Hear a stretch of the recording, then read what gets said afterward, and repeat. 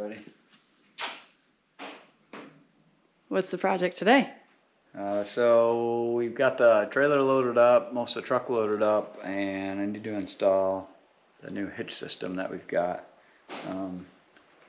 It's quite a large trailer and it catches a lot of wind. And it's got a V-nose on it, so it wants to push left or right. The truck can handle it just fine, but just to make it a little bit easier, and we don't have the time, the luxury of time. So I just want to install this for safety more than anything. So this is a new style, and it's called E2 Hitch, and it's on a trunnion basis, and basically has sway bars on it and equalizers, so you can level out your load, so that rather than having one vehicle, the truck, and then another vehicle, the trailer, these equalizers will stiffen them up and essentially make one long vehicle. So if you had a 20-foot truck and a 30-foot trailer, which is about what we have, then it'll make it one 50-foot long vehicle that's supposedly level. It takes some of the weight off the rear axle and transfers it to the front axle. And then of course it's got the sway bars that work with friction so that the trailer doesn't walk behind you, which this trailer pulls really well, but again, it's a big sail, it's extra height, so it looks like we'll be going along the eastern side of the Rockies, and no matter what, that wind is always coming down and pushing hard against the side, so that'll help out there and among other places. So this is what it takes to put together based on what the book says when I read through it. So I just went through and made sure that we had all the appropriate parts in the container, which we did. The one thing that most people may not have is a torque wrench capable of 240 foot-pounds. That came in the kit, or? Oh no, the tools are all ours. Those are separate. The leveling tool here came with it, but everything over here did not. And then the ball did not come with it either. And I had a ball, but I remember this shank being a little bit larger, and I don't know what size this is. I thought it was 1 1/4, but apparently it's not. So yesterday I thought about that. I went and picked up another one that is 1 1/4 inches. This is way heavier than it needs to be, but this hitch is set for 12,000 pounds towing capacity. This truck is 13,000 pounds. I think I've got that correct. And the ball is 25,000 pounds. So you never want any one unit to be less than the other, because then you got a weak point. So, so the ball will be strong enough, the hitch will be strong enough, the hitch underneath will be strong enough, and the trailer will be strong enough. And once we get all done here, we'll take it down and load, put it on the scale and make sure we're not overloaded, which I don't think we will be. The other thing is you have to have your vehicle and the trailer loaded before you can do this. So this sounds like something that should have been done a long time ago, but I really couldn't, because we didn't have the truck or trailer loaded. And it's still not loaded completely, but it's pretty close. And anything in the trailer will distribute the weight front to back a little bit anyway if we need to. And the truck, there's not a whole lot of space, so it won't go down any more than it already is, because once it hits the overloads, that's about it for this kind of capacity. So I'm going to assemble this now. Hopefully it goes smoothly. I think it will. It's pretty straightforward. Normally they would do this right at the yard. I went to a local, well, somewhat local RV place, and they would install it, but they're so swamped right now. And I said, no worries, I can put it together, no problem. And I feel more comfortable doing it myself than letting somebody else do it anyway. So that's my story at the moment. So I'm going to get everything set up. I need to be at 19 inches to the top of this ball. I'll get it close. Won't tighten anything up or torque it down perfectly until after everything's set up.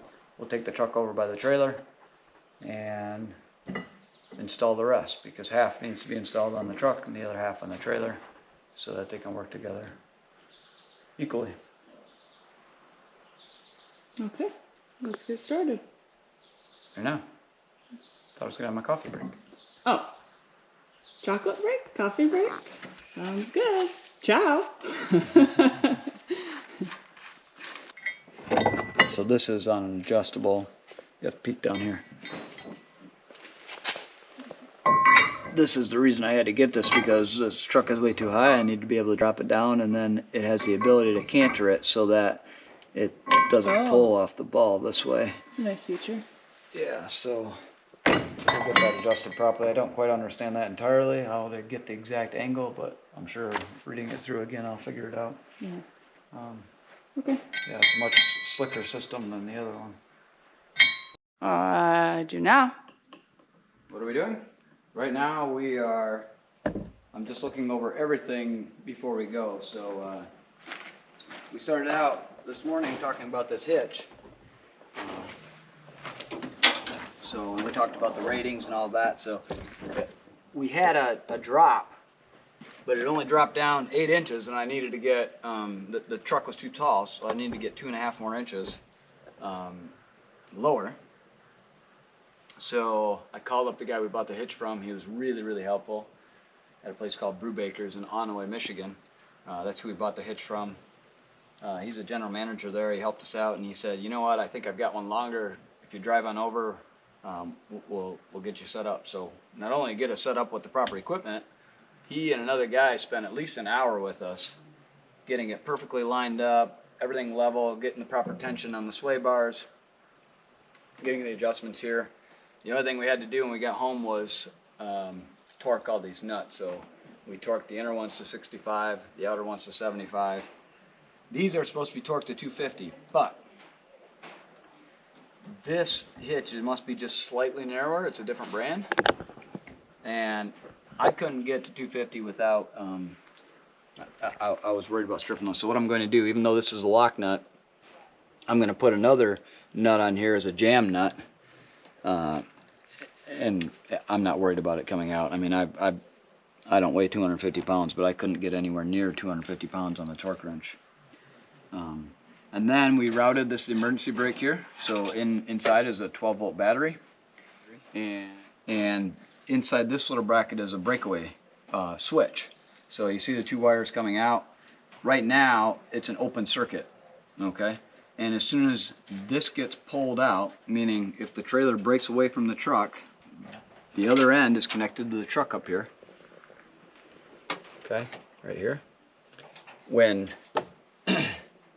this gets disconnected from the truck, it pulls this out and makes contact, and it gives full 12 volts to the brakes, and that'll cause the brakes to lock right up. So it essentially like pulling an emergency brake for the trailer. So this was dragging on the ground, or it could have been dragging on the ground and going over frost eaves and stuff. I mean, we only have, I don't know, maybe 8 inches of clearance there, 6 inches of clearance, and I didn't want that to hit and break that wire off. So I routed around here. I've got these hooked on properly. We put a locking hitch pin in here. That way, I mean, this is an expensive setup. This is over $500 worth of equipment, and they gave us this, and I know this, it cost $90. So we got a lot of money in equipment, but the other thing is, if somebody wanted to steal the trailer, they could just pull that pin out and steal the trailer. And furthermore, when you have a standard hairpin type, and I'm not as worried about somebody stealing something as I am this, which I've had this happen. If you use this hairpin type, say you're going on a rough road or through a little bit of brush or something, when it catches a twig, it'll pull out of there. And I've had that happen before, and then the whole receiver pops out. Not with a load like this, but I'll carry this for a spare, for, you know, in the event that something happens here. So we've greased the ball. That's extremely important. You know, we're going to be putting, you know, 5,000 miles on this right here, and it gets rusted when it's not in use, and it hasn't been in use all winter. So I smeared that full of grease inside these lugs here. So these equalizers, sway arms, they're going to ride this way. They won't bend this way much. I mean, this is heavy duty spring steel, so you could put 10,000 pounds on that.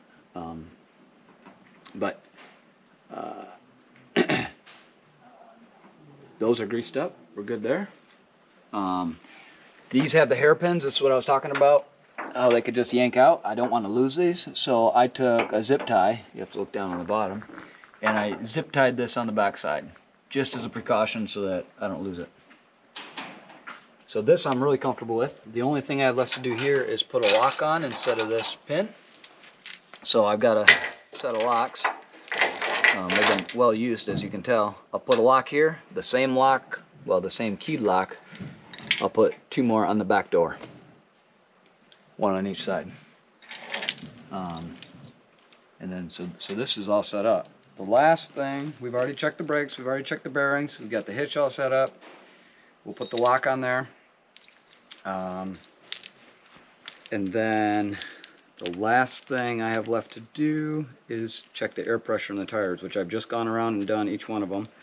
And I'm 20 pounds low on the trailer tires and about 6 pounds. So max air pressure in cold for these Load Range E 10 ply is 80 pounds. And I put 80 pounds in them because if you don't do that, the sidewalls flex. And when they flex, it creates a tremendous amount of heat as that tire rolls, and that's where you blow a tire. So we do have 1 spare. I'd like to have 2, but I think it'll be alright. I hope it'll be alright. If not, we'll have another story to tell. So I don't know if this lock fits, but I'm going to try it. And it doesn't. So I need to find, we've got a deeper one. It's probably in the other trailer. We'll get that. And these are not going to work for us. I try to make it as short as possible, but. So I've just checked all the tires. I'm going to fill them up with air. This whole thing will be done. We put the transit plate, the temporary plate, in a plastic bag and taped it on really well on the back. That was actually a copy. We kept the real one, or the good one, in our file folder. We've taped on the one in the back of the truck window. We went down to the scale and got it weighed. So all total, we're dead on at 18,000 pounds, the truck and the trailer. And the truck itself weighed 8,800. So I'd like to know what it weighs empty, but I'm thinking we've got a lot of weight in canned goods back here. And we've got room for 2 more crates. Yeah, got more crates, a couple tools, something to fill the space so they don't slide. Yeah, I think it hasn't really shifted too much since you guys took it. Not really, but I still want to pack something in there so that we don't have trouble. I think it's just in that far back section there. The less it rattles, the better it is.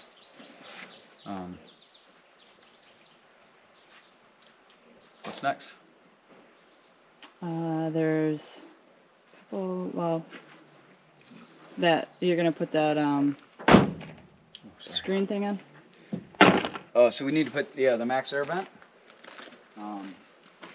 So this vent's going to go on the top of the trailer over the vent that's currently there. Well, it rained last night. Last night, it's late, we're working on stuff, and I was trying to get the hole in for the freezer to get the electrical cord run through. And I walked back and forth to the shop, I don't know how many times, and I said, I need to go close that. I need to go close it. Randy said to himself, I need to go close it. This morning, he woke up, I woke up, and the first thing I thought of was, did not close that. Well, fortunately, we got just a minor amount of water in there, but this is going to prevent that, and then we can leave it open all the time. And there's a screen on the back here, and so just the contour will draw air. So this way, if it rains, we can open the vent, and it's not going to hurt anything. No problem whatsoever. So when we went there, I asked for one, and this was a display, and they said, well, that one's broken. I said, perfect. How's it broken? And she said, well, it's probably a crack. And I said, perfect, I'll take it. I'll just weld it up. And, well, it turns out it wasn't broken at all. It was just missing the hardware. And I said, well, what are the odds of you guys having some of that in the back, Because people will come and buy one, they lose one, break it, whatever. So they went in the back, and they found the packages of hardware, minus the screws. So all we need are self-tapping screws, which I've got hundreds of, if I can find them. Actually, I know exactly where they are. I've got stainless steel as well. So these will get mounted onto the trailer itself, and then we've got pins that go through and hold it down. So that's going to go on. That should be helpful. I'm not expecting rain based on the weather forecast, but it'll help. Mm-hmm. We put D-rings in, so we've got the freezer strapped in now. It's a bit of a mess at the moment, but yeah.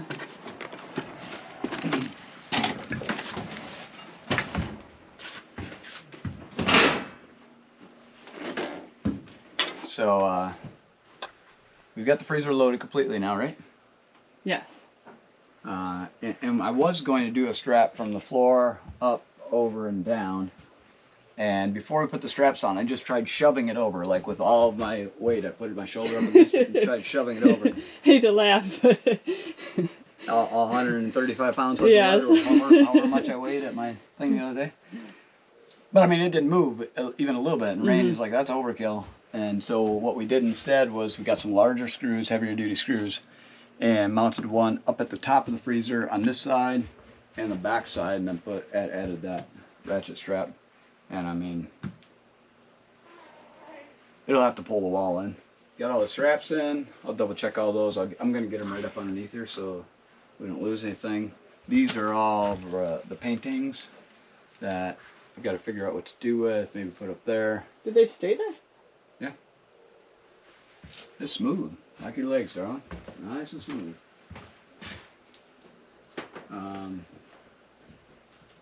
And I've yet to pack any tools. So up here, some crates that are empty? These are all empty, so we can, if we are feeling... Well, catch a berry patch along the way. But a good spot for a lot of the tools. We don't have our eBay yet. Some eBay items, tools. What am I going to say? Well, you were talking, so I turned it around. Okay. Cheeseburgers. That's a nice shirt. Thank you. C'est la vie. C'est la vie. Everybody's worried about us breaking down. C'est la vie. C'est la vie. What does c'est la vie mean? That's life. That's life. Breakdown? That's life. Huh, another story. Nothing else? You got a story to tell. Well, what we didn't get on camera before was the smaller trailer that, what was it, the second, third time out there, and the trailer, or the hitch issue that we had. Yes. But so we worked it out. What do we do? We're going along, and Kawami, we thought we blew tires on the trailer. and then again, we had a big Kawami. Yeah. And we thought we blew another tire on the trailer. And so we pulled over, and what'd you find? Bent hitch, or yeah. Well, the hitch was like busted at the bottom, and the trailer was riding on the road. I mean, it was like still connected to the truck. It would have been like this, actually. Yeah, that's the way the hitch was. Just dragging, and we had to drag it a little ways just to get it off the road because we were in an unsafe spot. Yeah. But come to find out, it was pouring rain. Yeah, that didn't help. Come to find out, there was an earthquake just prior to that, and it cracked the road. And they had signage from the opposite direction, but they didn't have signage from our direction. We didn't have any warning. So, and I don't think we were going very fast because it was raining, but it still did some damage. So we ended up getting some spruce poles and managed to figure out how to get it off the trailer. Yeah. Well, we drove all the way down to Homer, and then you drove all the way back up. That wasn't too far from Toke, was it? Yeah, so I took some measurements and so I could go back and make some parts to repair it. So I took Erin down there, dropped her off, said sayonara, went and made parts and drove all the way back up, repaired it on the spot, and come to find out, we were the only trailer that made it out of there. Every other one went out on a flatbed. But we just called the state trooper and said, don't tow that, please. Yeah. We'll be back to fix it, so. But hopefully that doesn't happen this time. But yeah, it's all part of the adventure. I'm more concerned about tires this go around, but we're at our limit with the weight, and we still need to get tools in. So. Okay. Anyway, we got to carry on. I got to get the air in the tires, and then I suppose some people are gonna, I imagine, stop by and say hi, and we're gonna play some music. And if they don't stop by and say hi, we're still gonna play some music. Yeah, we're gonna play some music and have a break. And hopefully tomorrow we'll be ready to pull on out of here. Yeah. So looking forward to it. Ciao. Okay, ciao.